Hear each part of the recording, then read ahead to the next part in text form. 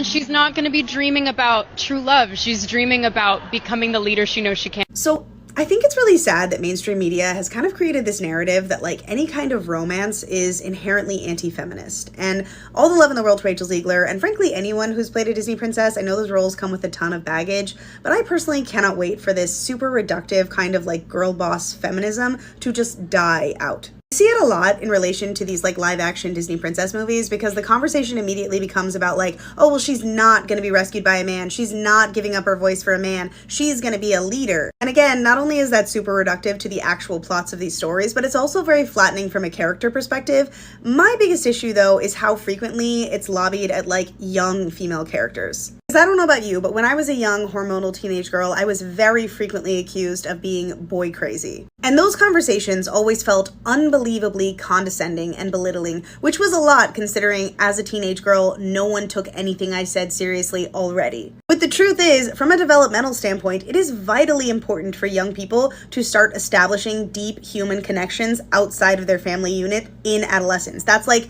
a quintessential part about growing up and developing empathy and understanding how relationships work. It is a huge part of establishing independence for an adolescent. It is a major developmental step. When it comes to young women specifically, developing romantic feelings and connections is almost exclusively painted as a bad thing, which is in stark contrast to the way specifically film and TV and societally we approach the same thing with young boys. There are countless films and TV shows where it is a specific plot point that a young teenage boy is trying to lose his virginity. Not only is it not presented as shameful for boys, in fact, quite the opposite. They are often shamed for not having had sex yet, which is a problem in and of itself, but that's for a different video. But a lot of times, their romantic and sexual development is presented in the form of character growth and a very positive thing. Like, I understand that for a long time, most of the roles offered to women in mainstream media were reduced to underdeveloped love interest, and that sucks. But young girls are eventually going to develop romantic feelings. They're going to have sex someday. The first time they fall in love is going to feel like some of the biggest emotions they've ever felt in their life. And continuing to tell them that that is frivolous